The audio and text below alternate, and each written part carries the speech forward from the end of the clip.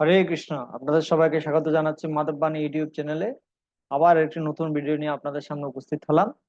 আজকে আমরা আলোচনা করতে যাচ্ছি ভগবত গীতা সম্পর্কে। আমাদের সমাজে একটা ভুল ধারণা প্রচলিত আছে যে অনেকেই বলে মরার আগে গীতা পড়ার দরকার নেই, মরার পরে যখন তাকে চিতায় নিয়ে যাওয়া হবে তার আগে বুকের উপর গীতা দিতে হয়। তার আগে এমনি জীবিতকালে গীতা পড়ার কোনো প্রয়োজন নেই।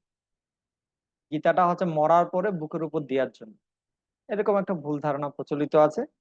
তা আজকে আমরা এই ধারণাটা খণ্ডন করব। তবে তার আগে আপনাদেরকে রিকোয়েস্ট করব, আপনারা যারা আমাদের চ্যানেলটি নতুন দেখছেন তারা অবশ্যই আমাদের চ্যানেলটি সাবস্ক্রাইব করে আমাদের পাশে থাকবেন। কেননা এরকম গুরুত্বপূর্ণ ভিডিও আপনি যেন সবসময় দেখতে পান, এটা আমরা চাই। আর সাবস্ক্রাইব করলে আপনাকে কোনো পয়সা দিতে হবে না, টাকা খরচ হবে না। বরং আমাদের ভিডিও প্রথমে আপনার কাছে পৌঁছে যাবে। আপনার কাছে নোটিফিকেশন বেল আইকনটি যদি আপনি ক্লিক করে রাখেন, তাহলে প্রথমেই আপনার কাছে নোটিফিকেশন চলে যাবে এবং আপনি প্রথমে আমাদের ভিডিও দেখতে পাবেন। তো চলুন আর কোনো সময় ব্যয় না করে আমরা শুরু করে আজকের অধিবেশনটি। এই এই ধারণা আমাদের সমাজে খুব বদ্ধমূল হয়ে গেছে, মরার আগে গীতা পড়ার দরকার নেই, মরার পরেই কেবল মৃত ব্যক্তির বুকের উপর গীতার দিতে হয়। তো বাংলায় একটা প্রবাদ আছে, দাঁত থাকতে দাঁতের মর্যাদা না দেওয়া।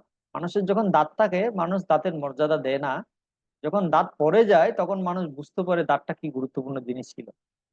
তো মানুষ যখন জীবিত থাকে তখন তারা গীতাকে অবহেলা করে, গীতাকে মর্যাদা দেয় না, কিন্তু মরার পরে বুঝতে পারে গীতাটা কত গুরুত্বপূর্ণ ছিল। যেটা জীবিতকালে নানাভাবে এড়িয়ে গেলেও মরার পরে অবশ্যই করতে হবে। জীবিতকালে আপনি নানাভাবে অজুহাত দিয়ে এড়িয়ে গেলেন, কিন্তু মরার পরে তো গীতাকে আপনার বুকে দিতেই হবে না? তাহলে সেটা জীবিতকালেই কেন করবেন না? তাই বুদ্ধিমান ব্যক্তিরা জীবিতকালেই গীতা চর্চা করে।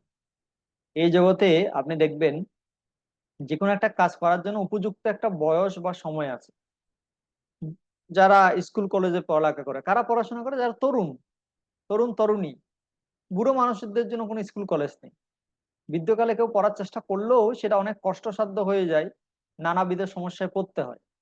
সেরকম গীতা পাঠ জীবিতকালেই ভালোভাবে করতে হয়, তাহলে মৃত্যুর পর সদ্গতি হয়। মরার পরে কেবল লোক দেখানোর জন্য গীতা রাখলেই যে ওই ব্যক্তি স্বর্গে চলে যাবে, সেটা সত্য নাও হতে পারে। কারণ স্বর্গে বা উচ্চতর লোকে যেতে হলে উপযুক্ত যোগ্যতা অর্জন করতে হয়। তাই বুদ্ধিমান ব্যক্তিরা জীবিতকালেই গীতা পাঠ করে। কেউ যদি বলে পরীক্ষার আগে পড়ালেখা করার দরকার নেই, পরীক্ষা ফেল করার পরেই আমি বই ভালো করে পড়বো, তাকে আপনি কি বলবেন? সেরকম যারা বলে মরার আগে গীতা পড়ার দরকার নেই, মরার পরেই গীতা বুকে দিতে হয়, তারা হচ্ছে সবচেয়ে বোকা। তো আশা করি আপনারা বুঝতে পেরেছেন যে সময় থাকতে সাধন করতে হয়, সময় চলে গেলে সাধন ভজন হয় না।